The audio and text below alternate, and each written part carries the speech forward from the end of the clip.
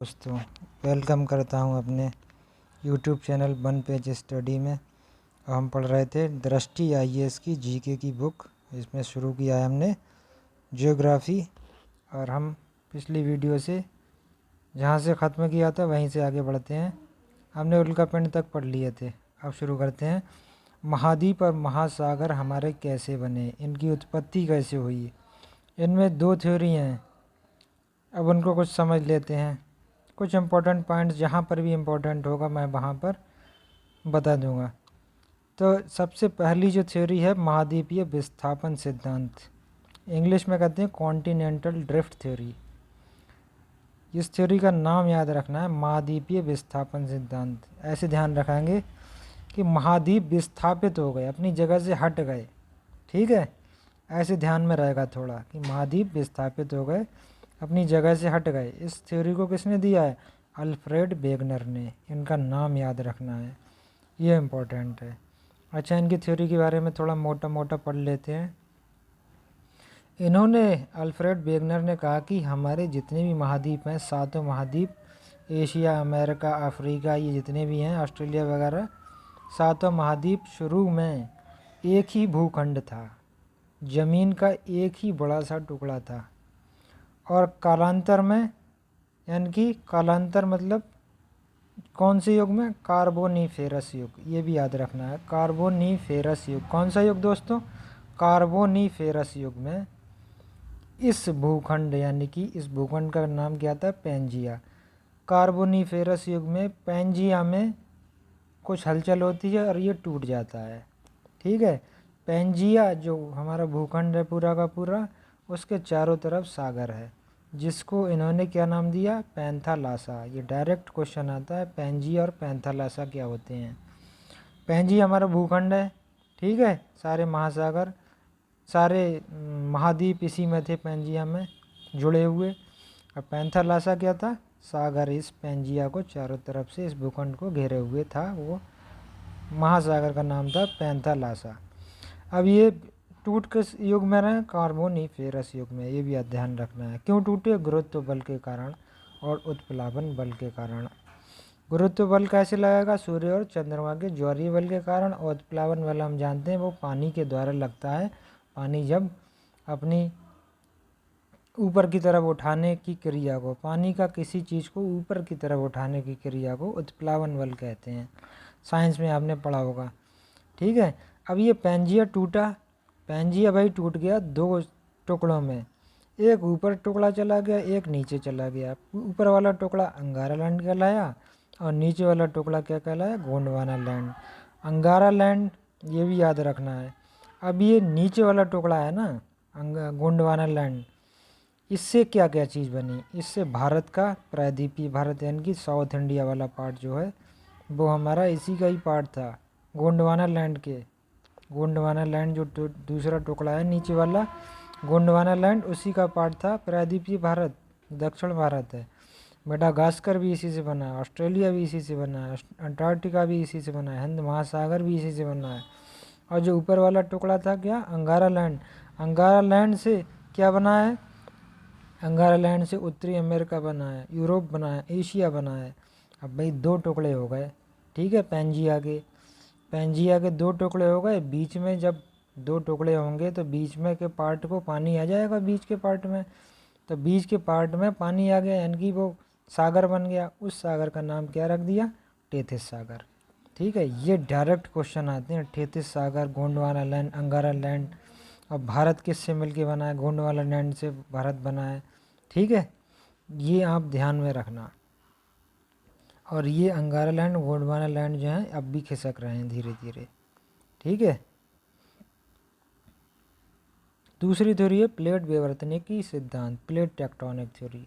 Plate से याद रख लेना। इस थ्योरी को किसने दिया? Harry Hayes, Morgan, McKenzie, Parker. ये तीन चार लोग हैं, इनको तीन चार बार आप जबान से कहिए, Harry Hayes, Morgan, McKenzie, Parker. Harry Hayes, Morgan, McKenzie, Parker, याद हो जाएंगे। इतना तो याद हो ही जाएगा कि ऑप्शन में दिख जाए तो टिक कर जाओगे। ठीक है, इन्होंने क्या कहा कि हमारे जो महाद्वीप हैं उनके नीचे ज़मीन है, ज़मीन से मिलके बने हैं।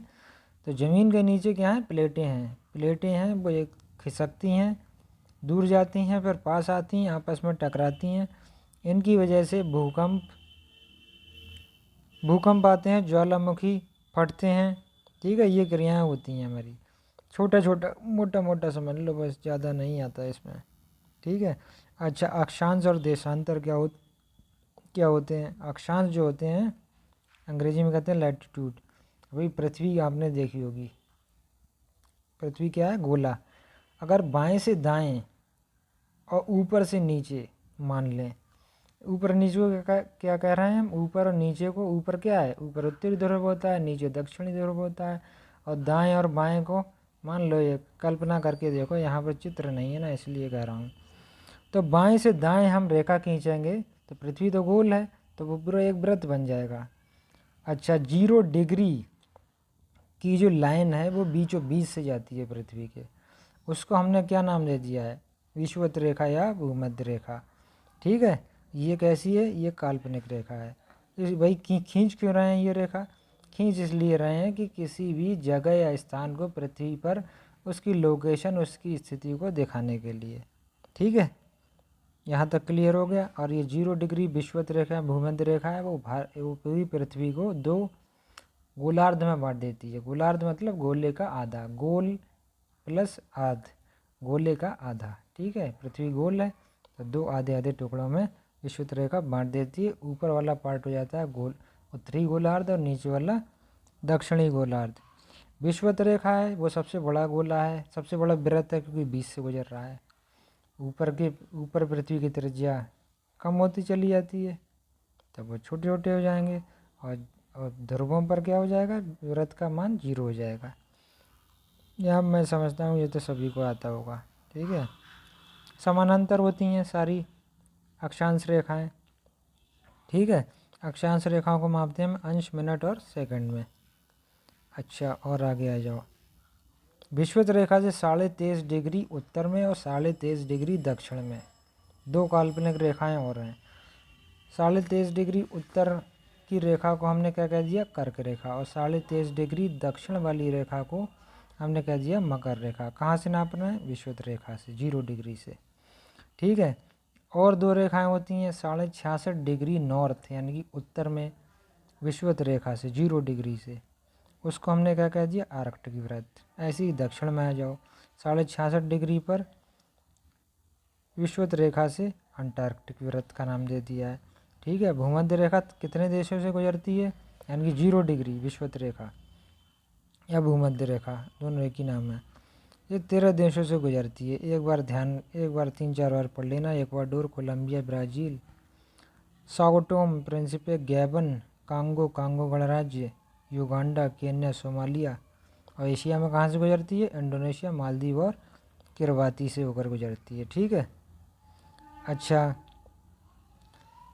इन काल्पनिक रेखाओं के माध्यम से हम एक और काम करते हैं कि पूरी पृथ्वी को हम ताप के आधार पर भागों में बांट देते हैं। ताप के आधार पर, ठीक है, कि क्षेत्र जोन में बांट देते हैं। जैसे 3 जोन में बटा है पृथ्वी का पूरा भाग। उष्ण कटिबंधीय जोन, आपने देखा होगा कई किताबों में,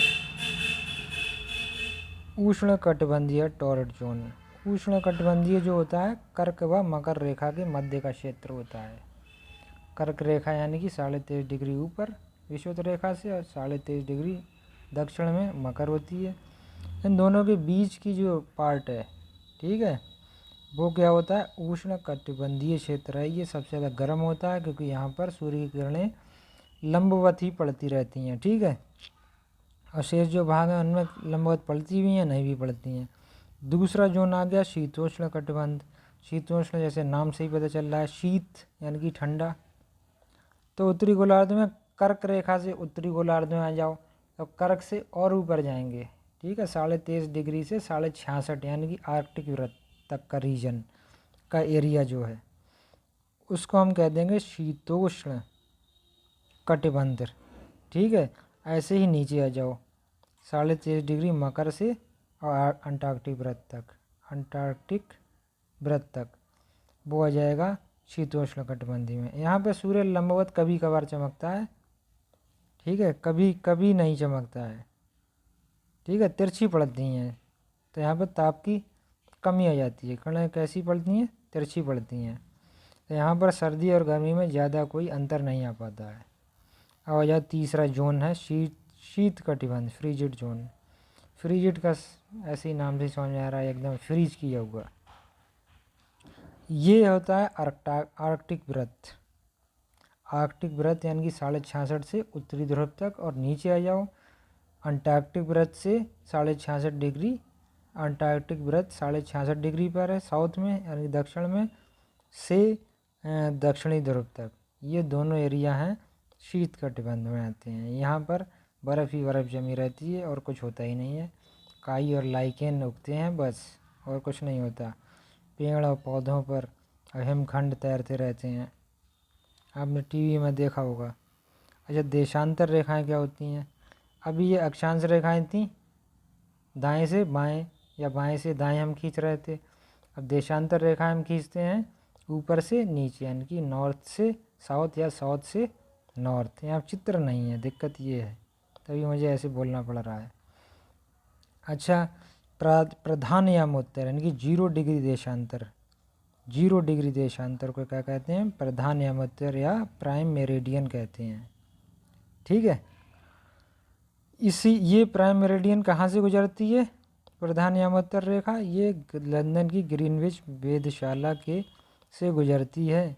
ठीक है, और इसी से हम पूरी दुनिया का टाइम नापते हैं। ये रेफरेंस पॉइंट है पूरी दुनिया के टाइम को नापने का, संदर्भ बिंदु है। ठीक है, ये सभी को ही पता होगा। अच्छा, 180 डिग्री पूर्व में चले जाओ देशांतर में, और 180 डिग्री पश्चिम में चले जाओ, तो वो एक ही रेखा आ जाएगी। एक ही रेखा है ये, इसको क्या कहते हैं? अंतर्राष्ट्रीय तिथि रेखा। अच्छा, ये ज़्यादा इम्पोर्टेंट नहीं है कि 0 डिग्री देशांतर या प्राइम मेरिडियन 8 देशों से गुजरती है। कौन कौन से देश हैं, इनको याद रखने की कोई ज़रूरत नहीं है। अच्छा, बाएं से दाएं कौन गुजर रहा है? अक्षांश रेखाएं। ऊपर से नीचे कौन गुजर रही हैं? देशांतर रेखाएं।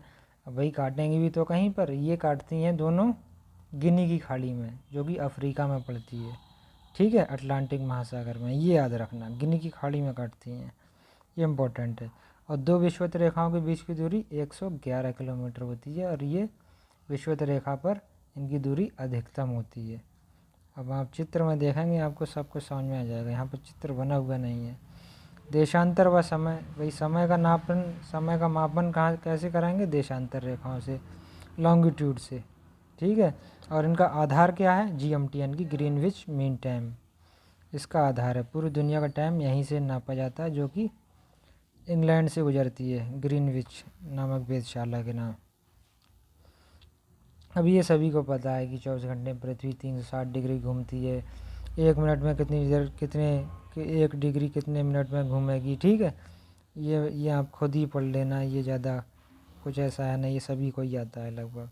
अच्छा, लोकल टाइम जो होता है वो हर एक देश का अलग अलग होगा। ग्रीनविच मीन टाइम से अगर हम रेफरेंस लेके चलें तो सबका, हर देश का टाइम अलग अलग होगा। चूँकि पृथ्वी पश्चिम से पूर्व की ओर घूमती है, तो ग्रीनविच मीन टाइम जो इंग्लैंड से होकर गुजर रही है रेखा, वहाँ से पूरब में अगर हम जाएंगे तो टाइम बढ़ेगा, और ग्रीनविच मीन टाइम से ग्रीनविच रेखा से यानी कि प्राइम मेरिडियन से अगर हम पश्चिम में जाएंगे तो टाइम घटेगा। हमारा भारत देश है जो ग्रीनविच रेखा यानी कि प्राइम मेरिडियन से पूर्व में पड़ता है, तो वो इसका टाइम क्या है? 5.5 घंटे आगे है। इसका मतलब है कि अगर दोपहर में 12 बज रहे हैं अगर इंग्लैंड में, तो हमारे भारत में कितने बजेंगे? 5.5 घंटे आगे कर दो, 12 + 5.5 घंटे यानी कि शाम के 7:30 बजेंगे। ठीक है, ये सवाल आता है ऐसा लिखा हुआ। ठीक है, और भारत के सबसे पूर्वी पश्चिमी हिस्सा कौन सा है? गुजरात में पड़ता है। सबसे पूर्वी हिस्सा पड़ता है अरुणाचल प्रदेश में, और इन दोनों के बीच में जो टाइम का गैप है, टाइम का अंतर है, वो 2 घंटे के समय का अंतर है। ठीक है, ये भी आता है क्वेश्चन। अच्छा, भारत का मानक समय कहाँ से नापते हैं? 82.5 डिग्री पूर्वी देशांतर रेखा से, जो कि गुजरती है हमारी नैनी इलाहाबाद से, या किसी बुक में मिर्ज़ापुर भी दिया हुआ है, और ज़्यादातर किताबों में नैनी इलाहाबाद ही दिया हुआ है। अच्छा, एक क्वेश्चन आपके दिमाग में आया होगा कि ये जो भारत का लोकल टाइम है ये इलाहाबाद से ही क्यों नापते हैं? इलाहाबाद से इसलिए नापते हैं कि वहाँ पर सूर्य लंबवत चमकता है, लंबवत चमकता है, इसलिए वहाँ को ही, उसी जगह को ही रेफरेंस या संदर्भ बिंदु मान लिया है। अच्छा, कुछ देश बहुत बहुत बड़े हैं, जैसे रूस है, चीन है, वहाँ का विस्तार बहुत ज़्यादा है, अक्षांशीय विस्तार बहुत ज़्यादा है इन देशों का, तो वहाँ पर एक टाइम जोन को कई सारे टाइम जोन हमें लगाने पड़ेंगे, ठीक है। तो एक लोकल टाइम से काम नहीं चलेगा, कई सारे टाइम जोन लगाने पड़ते हैं फिर इन देशों में। जैसे रूस में 11 लोकल टाइम है, ठीक है, स्टैंडर्ड टाइम या मानक समय कह लो, ठीक है। अब आ जाओ अंतर्राष्ट्रीय तिथि रेखा। अंतर्राष्ट्रीय तिथि रेखा 180 डिग्री देशांतर वाली रेखा होती है, ठीक है, जो कि प्रशांत महासागर से गुजरती है, और इसमें दिया हुआ नहीं है। ये अंतर्राष्ट्रीय तिथि रेखा है, ये बेरिंग स्ट्रेट यानी कि बेरिंग जल डमरू मध्य से गुजरती है, जो अलास्का और रूस के मध्य पड़ता है। इसमें दिया हुआ नहीं है, मैं अपनी तरफ से बता रहा हूँ। अच्छा, साइबेरिया को अलास्का से अलग रखने के लिए और साइबेरिया को विभाजित होने से बचाने के लिए 75 डिग्री अक्षांश जो रेखा है वो पूर्व की ओर मोड़ी गई है, ये ध्यान रखना। अच्छा, जो अंतर्राष्ट्रीय तिथि रेखा जो है, इंटरनेशनल डेट लाइन जो है, अगर हम उसके पश्चिम में जाएंगे तो हम एक दिन पीछे चले जाएंगे, और उसके पूर्व में आएंगे तो हम एक दिन आगे आ जाएंगे, ये भी याद रखना।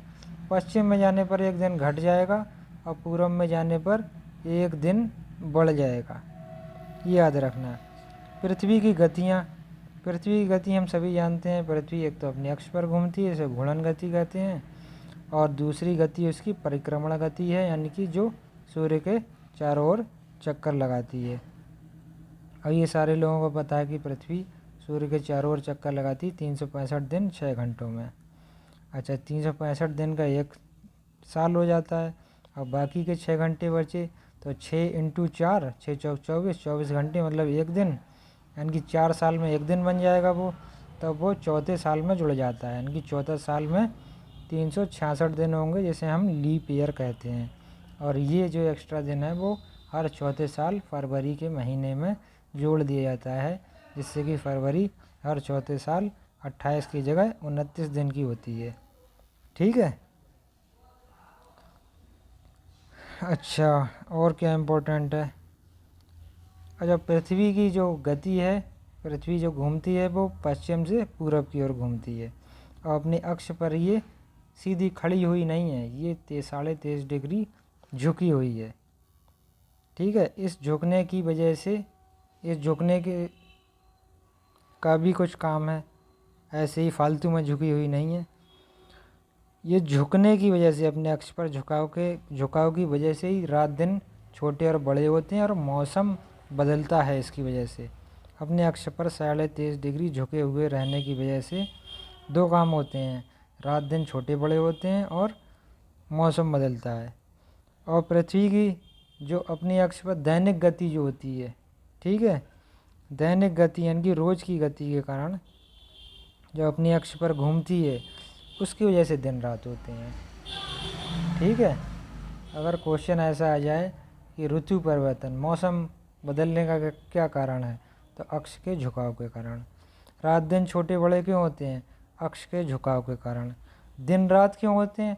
वो अपनी घूर्णन गति के कारण है। अक्ष पर जो घूम रही है 24 घंटे में, वो अपनी घूर्णन गति के कारण होता है, ठीक है। ऋतु परिवर्तन ये मैंने बता दिया है। अब अगली वीडियो में पढ़ेंगे हम ग्रीष्म अयनांत और शीत अयनांत, अगला चैप्टर, ठीक है। और दोस्तों, आपको अच्छा लगा वो वीडियो तो लाइक और सब्सक्राइब कर देना, और अगली वीडियो में हम फिर से मिलेंगे। तब तक बेहतरीन तरीके से पढ़ते रहिए। हम पूरी दृष्टि IAS की GK बुक आपको कराएंगे, ठीक है, मगर छोटी छोटी वीडियो के साथ में, वरना बहुत लंबी वीडियो हो जाएगी, ठीक है। जब तक के लिए खुश रहिए, पढ़ते रहिए।